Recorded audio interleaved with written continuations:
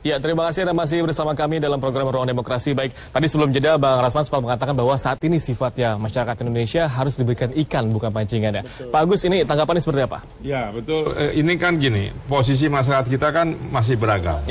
Ya, Pak Jokowi pasti maunya bahwa semua masyarakat punya level yang sama.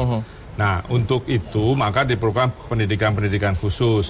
Pakai kartu tadi, kemudian harga sembako supaya tingkat hidupnya naik. Ya, kalau sekarang kan yang paling penting adalah subsidinya itu ini per orang langsung. Jangan semua orang dapat, kayak BBM kan semua orang dapat. Nah, itu negaranya yang konyol. Kalau harus targeted satu-satu. Nah, tetapi sekali lagi model begini jangan cash. Kedua, pengawasan yang harus ketat. Karena kalau tidak ya jebol lagi. Kalau tadi orang dikasih cash pasti katanya untuk sekolah tapi dia belikan rokok kan, itu yang akan terjadi. Nanti dikumpulin semua kartu yang dipegang sama si rentenirnya atau siapa, nanti dia belikan macam-macam. Itu yang terjadi. Itu ditakutkan ya? Ya, makanya sekarang targeted saja. Perlu, ini kan baru rencana, janji. Nanti perlu bagaimana mekanismenya, pengambilan atau pendapatan uang. Untuk sekolah apakah hanya di tap saja, jadi tidak ada aliran cash dia bawa, tapi kartunya di tap saja, oh sudah ada digitalnya, dia ikut kursus. Di tap saja, dia belinya sembakonya. Jadi tepat sasaran seperti ya, jadi tidak ada transaksi tunai. Ya kan banyak, ya harus gitu. Karena kalau tidak pasti bocor. Itu pun juga masih harus diawasi dengan ketat oleh OJK. Baik, Mbak Dian, atau kemudian tadi kan sebelum memberikan Bang Rasman mengatakan bahwa sifat masyarakat saat ini masih diperlukan diberikan ikan secara langsung bukan pancingan ya. Tanggapan Anda seperti apa? Saya pikir ini tentu tidak mendidik ya. Bagi saya kalau kita langsung memberikan ikannya gitu.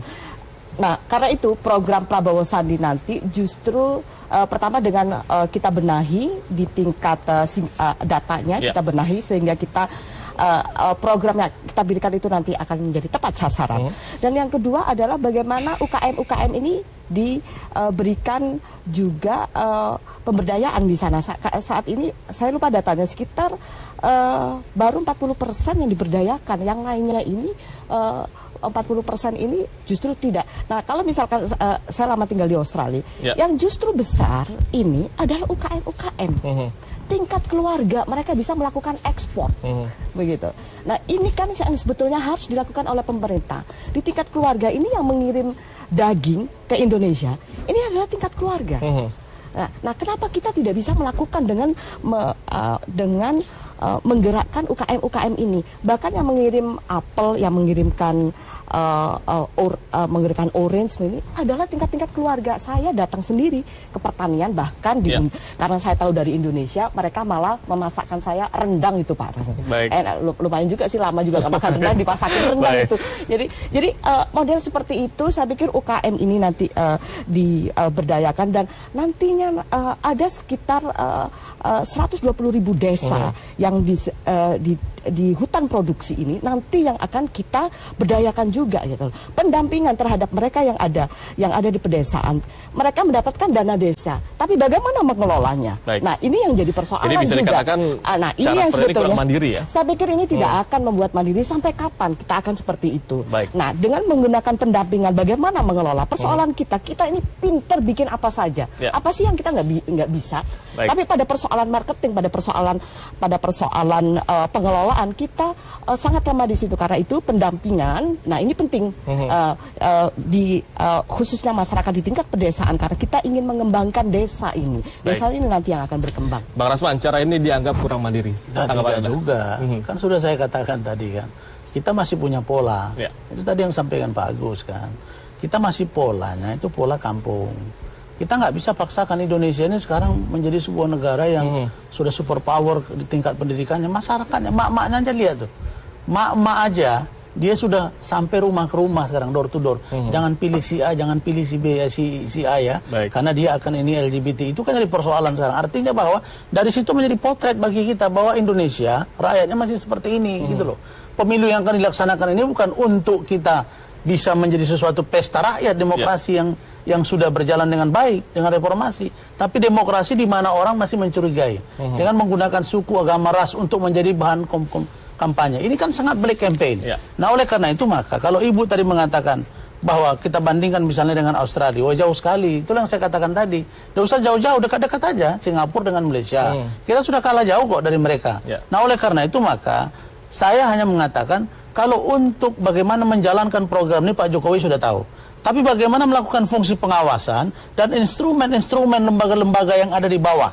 Katakan nanti Kementerian Perdagangan, Perindustrian, dan lain sebagainya. Sebentar Bu, Menteri Perdagangan itu tinggal mereka bagaimana mengimplementasikan, mewajentahkan, memfollow up daripada apa yang disampaikan oleh Pak Jokowi. Sehingga apa yang menjadi sasaran dari Pak Jokowi memberikan kartu-kartu tadi sampai ke tengah-tengah masyarakat dan bermanfaat kepada masyarakat. Baik. Itu. Dan kalau kita tadi membicarakan masalah 3 kartu ini, salah satunya adalah kartu sembako. Sebenarnya pengaplikasian detail seperti apa ini? Nanti? Nah ini kan masih dilihat dulu kan. Ini kan baru disampaikan oleh Pak Jokowi. Mungkin teknisnya nanti apakah digabung dengan operasi pasar atau seperti apa. Teknisnya mungkin belakangan gitu loh. Nah tapi kalau sekarang ini itu sudah disampaikan menjadi bahagian dari program yang akan dilakukan pada 2019 ini kalau beliau terpilih lagi sebagai presiden. Mungkin kalau tidak terpilih lagi ya kita lihat aja nanti. Jadi kalau saya gampang menilai ini. Apa yang disampaikan Pak Jokowi itulah kehendak rakyat yang di bawah yang dia dengar. Karena tidak ada presiden seperti Pak Jokowi yang dalam 1 bulan bisa turun ke luar ke desa-desa. Itu luar biasa. Pak JK sendiri mengakui itu. Saya mungkin sekali setahun belum bisa turun. Tapi kalau Pak Jokowi dia turun, sebentar berangkat, turun sana, itu nggak ada masalah. Artinya fisik beliau kuat untuk itu dan dia mendengar. Ini pasti suara aspirasi rakyat bawah yang dia tuangkan dalam pemikiran dia ketika bertemu dengan para relawan. Saya kira begitu. Kemudian ini kalau memang dianggap kebijakannya, rencana kebijakan 3 kartu saat ini kurang efektif. Tidak akan efektif, akan menambah daftar panjang. Baik. Nah, cara yang paling tepat seperti apa? Nah, tadi sudah saya katakan bahwa pertama kita ingin mendidik masyarakat untuk mandiri. Nah, pertama single identity sudah saya katakan, kemudian yang kedua akan ada program UKM di tingkat masyarakat. Jangan salah Bang ya, di Australia ini menterinya turun sendiri loh. Ikut masarin produknya. Ini bukan persoalan apple to apple Bang, tapi Pak Menteri itu datang turun ngomong kepada ke distribusi. Kita bukan menteri lagi yang turun, Jokowinya langsung turun ke bawah, presidennya langsung turun ke bawah, bicara langsung gitu loh. Progresnya saat ini, Human Development Index yang saat ini Indonesia itu turun. Saat ini kita ranking ke 113. Nah, tapi kita kan sekarang ini penurunan kok. Sekarang kita lihat Bu, persoalan yang banyak di negara ini sekarang. Artinya bahwa Ibu tidak bisa membandingkan Indonesia dengan negara Australia. Tidak bisa. Kita nggak usah menteri Bu, presiden aja turun ke bawah langsung sekarang. Mana yang presiden tidak berangkat? Presiden itu turun akan lebih ke Papua berapa kali, Indonesia Timur berapa kali. Bu, negara ini merdeka 73 tahun ya. 73 tahun merdeka.